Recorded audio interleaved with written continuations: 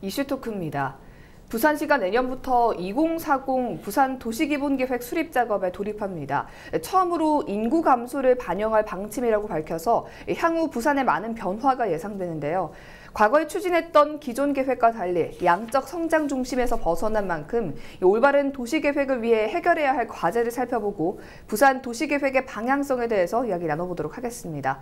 부산대학교 도시공학과 김종구 교수, 부산발전시민재단의 변상준 사무총장과 함께합니다. 안녕하십니까? 네, 안녕하세요. 네, 반갑습니다. 사실 이 도시계획 설정은 한 도시의 미래의 모습을 좀 설정하는 굉장히 중요한 과정입니다. 예. 하지만 부산의 경우에는 좀 과거에 추진했던 이런 도시기본계획에 대해서 쓴소리가 좀 나오고 있거든요. 예. 교수님께서는 이제 기존의 도시기본계획에 대해서 어떻게 보십니까? 예, 도시기본계획의 문제점에 대해서는 뭐 저희들이 지적한 게 어제 오늘 문제는 아니거든요. 네. 그래서 이제 부산시가 내년에 이제 2040, 그러니까 2040년을 목표 연도로 한 도시기본계획을 새로 이제 수립을 하면서 최초로 이제 인구의 현실적인 부분을 반영하겠다. 예. 그래서 이미 통계청에서 발표한 것과 같이 부산시는 2017년도에 이미 자연 인구 증가가 한 40몇 명밖에 안 되는 그런 한계에 다다랐기 때문에 이제 인구 감소를 반영하겠다는 그런 최초로 이제 행정적인 부분에서 정책을 이제 이야기를 했는데요. 네.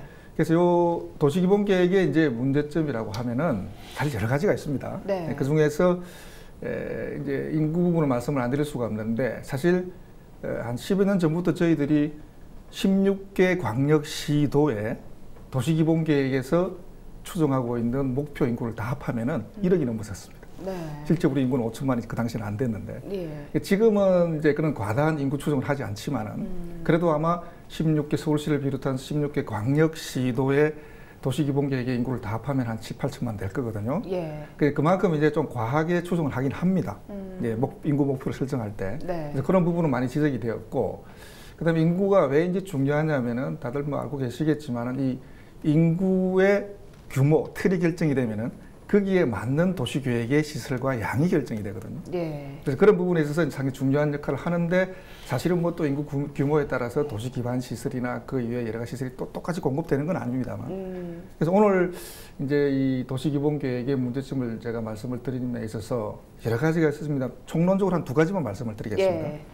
예. 처음에는 첫째는 지금까지는 거의 물적 위주의 도시계획 시설의 양을 공급하는 이런 양적 공급이 위주였는데 이제는 우리 시민들의 삶의 질을 개선하는 질적 위주로 좀 가봐야 되겠다는 생각을 좀 합니다. 특히 주택 주거 환경 문제나 주택의 보급의 문제를 생각을 해보면은 뭐 오래전부터 저희들 주택 재개발 재건축을 많이 해오는데 외곽에 있는 어떤 신규 대규모의 주거 단지 개발은 좀 차치하더라도 네. 그래서 지금 원도심이나 구릉지나 해안 지역 할 것 없이 지금 재개발 재건축을 많이 하고 있는데 지금까지의 방식이 전면 철거 방식이었거든요. 네. 그렇다면 원주민의 재입주율이 20%가 안 됩니다. 그렇다면은 누구를 위한 도시계획이냐라는 이야기가 나올 수밖에 없죠. 그 20% 정도의 원주민들 이외에 80%가 들어와서 사는데 외지인들이 원래 정착하고서 했던 그 나머지 사람들은 어디 갔는지 모릅니다. 그 보상받은 금액으로서는 전세도 못 가거든요. 예. 그게 현실적인 문제였고, 자 그러한 주거 환경 개선이나 주택 보급적인 이런 문제들은 이제 도시기본계획을 저희들 수립하면서 새로운 좀 내용을 넣어야 되겠다라는 문제 하나. 두 번째는 이 삶의 질 플러스 저희들이 이제 장래에 우리 부산시라고 하는 도시의 모습, 네. 경관이 되겠죠. 예. 나중에 차차 이제 말씀을 드리겠습니다. 이 경관이라고 하는 이 부분은 초고층 문제뿐만이 아니고 그 지역의 특성을 살린 제대로 된 도시개발, 도시계획이 필요한데 네. 지금까지의 도시기본계획을 본다면은 그렇지 못했다.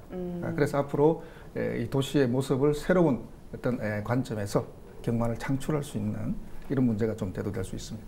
예, 뭐 도시계획을 수립하는 데 있어서 우선적으로 좀 고려되는 게 이 계획 인구라고 하죠. 계획 인구와 실제 인구의 좀 미스매치에 대한 우려의 목소리가 좀 커지고 있는데요. 부산에서도 이제 인구 감소를 반영하겠다 이렇게 밝혔는데 여기에 대해서 이제 사무총장님은 어떻게 생각하십니까? 그동안 계획 인구를 좀 가대하게 설정하는 이유가 있습니다. 첫째는 뭐냐면은 개발 사업 명분입니다.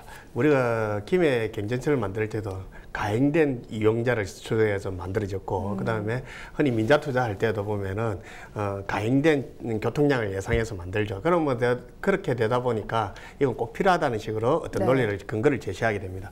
그리고 또 한 가지는 그렇게 계획 인구가 많다 그러면은 어떻게 되냐면 국비 등으로부터 지원받기가 좀 더 용이해집니다. 인구가 많아지니까.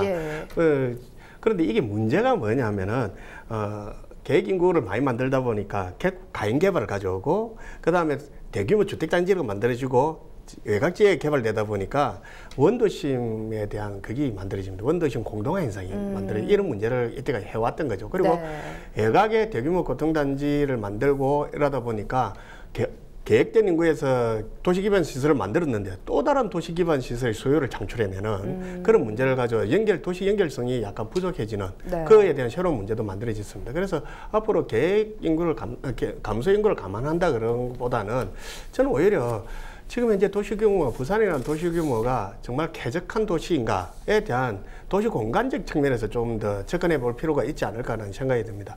지금 현재 부산 시민들이 삶의 질을 어떻게 하면 개선할 수 있는 도시 계획을 반영하는 그런 정책을 좀 만들어가는 게 어떨까. 가행된 도시 계획을 만들었다 하더라도 현재 부산은 여전히 문제점을 안고 있는 게 도시 기반 시설의 부족이었습니다. 그렇죠. 그런데 감소되는 것까지 계획해서 용적량이 절대적으로 부족하면 더 부족해질 가능성이 있으니까 그것보다는 부산 시민의 삶의 질을 어떻게 하면 만들어낼 수 있는 도시 계획이 될 것인가에 대해서 좀 더 초점을 만들어주면 좋겠습니다. 예, 뭐 그렇다면은 이제 부산시에서 발표한 2022년 부산시 주거 종합계획 수립에 인구 감소가 좀 반영이 되겠다라고 밝혔는데요.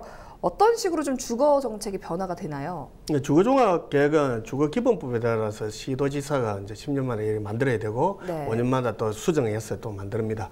그런데 이걸 만드는 과정에 이번에 가장 중요한 게 이제 인구 감소분을 반영하겠다는 겁니다. 물론 인구 감소분을 어떻게 반영해야 될지는 도시계획이 나와봐야 되지만 가업지시설을 보니까 새로운 주거정책 방향에 대한 주택시장의 안정입니다. 주택시장 안정이란 말은 다른 말로 하면은 주택 공급을 늘리겠다는 뜻이 되는 겁니다. 계속해서 주택 공급을 늘리겠다는 뜻이 좀 반영되어 있는 것 같고 두 번째는 좋은 게 저소득층 주거복지 향상입니다. 저소득층이 지금 우리의 저소득층의 주거 환경은 굉장히 열악한 도시 중에 하나입니다. 다른 지역에 비해서 더 열악한 도시입니다. 왜냐하면 우리가 피난도시를 거치고 경제개발을 거쳐오는 과정에서 과도하게 집중된 인구 집중 현상을 맞이했던 도시이기 때문에 어쩔 수 없이 겪는 그런 지금 불행이라고는 할 수 있죠. 그리고 세 번째 가장 중요한 게 지금 예전에는 대규모 개발 사업을 통해서 그 지역에다 그냥 아파트를 지어서 분양하는 형태로 됐는데 이번에 도시계획에는 기존 주택을 리모델링해서 사용하겠다는 뜻이 반영되어 있습니다. 다시 말해서 지금 현재 원도심이나 현재 노후화된 주택을 재건축하고 뭐 새롭게 대규모 개발하기보다는 리모델링해서 그 지역에 사시는 분이 그대로 살게 하는 솔직히 말해서 도시사회에 대해서 공간적 측면에서 굉장히 좋은 접근 방식이라고 저는 생각합니다. 예전에는 대규모 개발을 하다 보면 어떻게 되냐면 기존에 살던 사람이 쫓겨나는 현상이 생겼죠. 그런 문제를 좀 완화시킬 수 있지 않을까 저는 그렇게 생각합니다. 네. 어쨌든 이제 2040 부산 도시 기본 계획이 좀 올바르게 추진되기 위해서는 기존의 문제점들이 해결이 돼야 할 것 같습니다. 잘 추진이 되기 위해서 어떤 부분들을 가장 고려하면 좋을까요? 지금 여기서 꼭 말씀드리고 싶은 한 3가지 정도 아주 간단하게 말씀드리겠습니다. 먼저 이 도로공원에 대한 기반시설 문제인데요. 조금 전에 우리 말씀을 하셨지만 이게 이제 도로의 연속성이라든지 교통소통의 문제에 있어서 이게 이제 바로 내년 7월이면은 이제 일몰제라는 게 적용이 되는데 이게 이제 도시계획시설 특히 도로나 공원이 가장 심각합니다만은 도로공원을 도시계획시설로 지정한 지 20년이 지났음에도 불구하고 집행, 즉 만들어지지 않은 시행이 되지 않은 시설에 대해서는 장기 미집행 시설이라는 용어로 해서 이제 그걸 20년이 넘어버리면 특히 이제 내년 2020년 7월이면 이게 일몰제에서 일괄 해제를 시켜버립니다.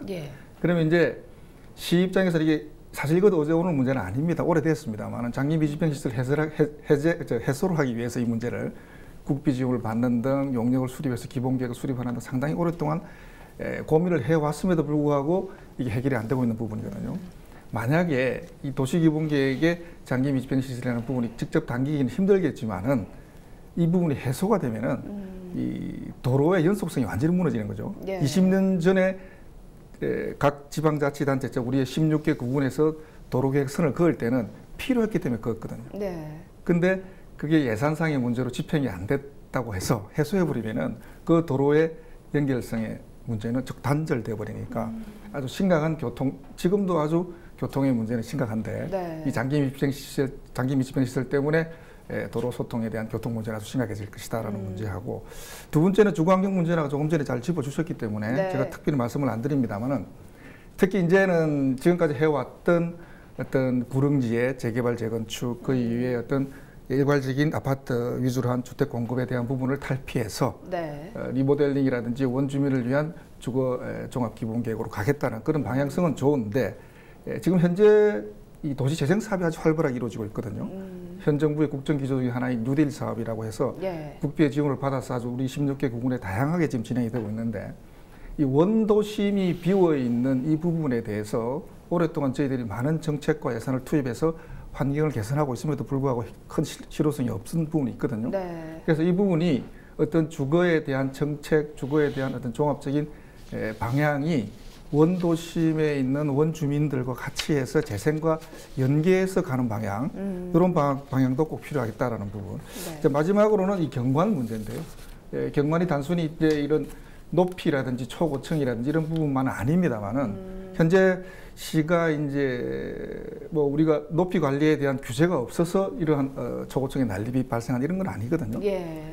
그래서 지금 현재 시가 이제 높이 관리에 대한 용역을 이미 발주를 했고 착수 보고회를 지난번에 가졌습니다. 네. 그래서 저희들도 참여해서 지금 높이에 대한 객관적 기준을 한번 수립해보자라고 지금 노력을 하고 있는데, 이건 이제 건축 행정의 의지도 좀 필요합니다. 지금 해운대에 저렇게 초고층이 난립된 게 저희들이 어떤 높이 규제에 대한 관리 지침이 없었느냐, 그렇지는 않거든요. 전면부에 60m, 후면부에 90m 높이에 대한 지침을 다 가지고 있었는데 그게 적용이 안 됐을 뿐이지. 네. 여러 가지 이제 여건이나 환경에 의해서 그렇게 되어 왔습니다만. 그래서 지금 이번에 이제 수립되는 이 경관의 장래의 미래적인 모습을 우리가 잘 지키기 위한, 경관을 지키기 위한 이 높이 관리는 일단은 시민들의 공감대 형성이 되어야 됩니다. 이 시민들의 공감대라는 게 단순한 문제가 아니고, 저희들이 만드는 이 시와 행정과 저희들 전문가들이 만드는 이 각 지역의 특성을 반영한 높이 관리라는 부분이 시민들이 봤을 때, 아, 저 정도면 좀 객관성이 있구나. 이 지역은 저렇게 높이를 낮춰야 되겠구나. 이 지역은 높여도 되겠다라는 이런 객관적인 시민들 공감대가 될 수 있는 그런 좀 합리적이고 객관적인 좀 이런 높이 기준에 대한 규제 내지는 완화, 네. 이런 부분들을 이제 이번에 만들려고 하는데 그 부분이 상당히 중요할 것 같습니다. 예. 사무총장님께서는 어떻게 보십니까? 도시계획 짜는데 철학이 부재하지 않나 이렇게 저는 생각합니다. 뭐냐면은 우리 부산을 항상 다른 인문사회적으로 말할 때는 부산을 삼포지향의 도시랍니다. 예. 산, 바다, 그리고 산, 바다, 그리고 강이 있는 그런 도시입니다.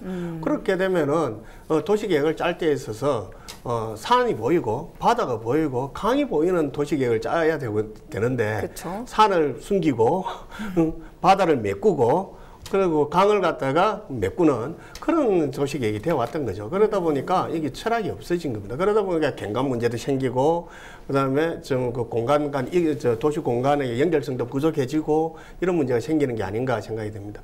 오히려 저는 도시계획을 짤 때 그런 기본적 철학을 시민들하고 함께 공유하는 장을 한번 만들었으면 싶습니다.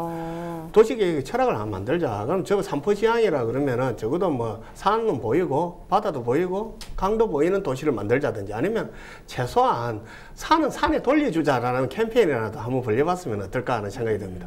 지금 여기서 계속 산으로 올라가고 도시 올라가 있지 않습니까? 지금 현재. 그건 이미 다시 그런 쪽에는 주거공간도 열악하니까 오히려 주거공간을 아래로 내리고 인구도 감소하고 있으니까 그 산은 원래 산으로 좀 돌려주는 그런 계획을 한 100년 계획이라도 좀 잡아서 해보면 어떨까 하는 생각이 듭니다. 네.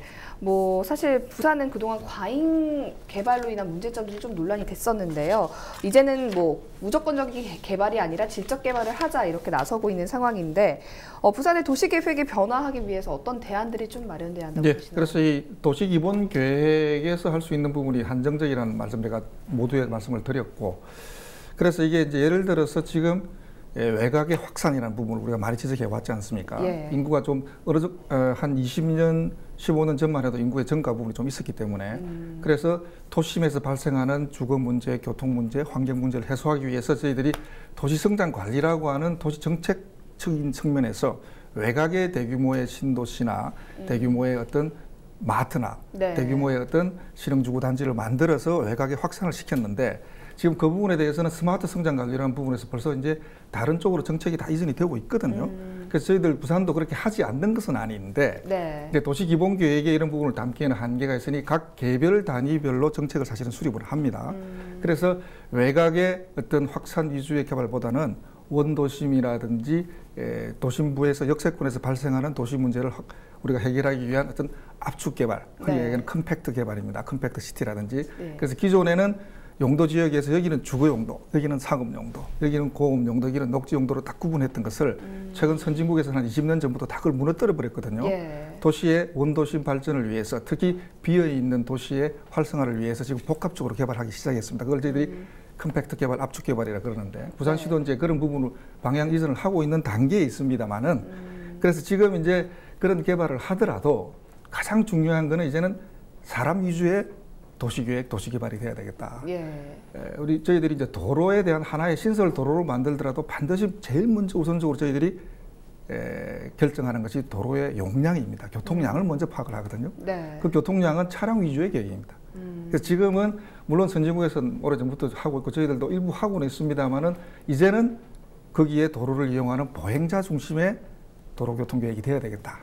자, 그래서 그 도로 보행자 중심으로 되다 보면 자연적으로 이제 대중교통으로 넘어갑니다. 네. 그래서 이런 부분들은 정책적인 부분도 필요하고 시민 참여도 필요합니다만은 이런 사람 위주의 도시계획이 되기 위해서는 특히 부산시는 교통적인 문제가 옛날부터 많이 지적이 되어 왔고 또 시민들이 불편을 겪고 있기 때문에 네. 그런 부분들은 먼저 해결이 돼야 되겠다는 부분하고 그 다음에 이제 이 도시기본계획에 담겨야 될 내용 중에 사실은 도시기본계획의 한계가 왜냐하면은 이 도시기본계획을 토대로 해서 도시관리계획이라는 걸 수립을 하게 되어 있습니다. 예. 그 도시관리계획에는 이제 예산이 편성이 되고 집행을 하기 때문에 실질적인 계획이 수립이 됩니다. 액션 플랜이라고 그러는데 이제 그런 계획을 수립하기 위해서 도시기본계획을 저희들이 잡아두는데 이제는 행정 위주라든지 사업자 위주의 도시관리계획이라든지 도시계획이 돼서는 안 되겠다. 그래서 시민들을 위한 삶의 질을 개선을 위한 특히 이제 내년도 2040 계획에는 생활권 계획이 좀 담겨질 겁니다. 예. 생활권 계획은 뭐 관심 있는 부분들은 대부분 알고 있습니다만은 우리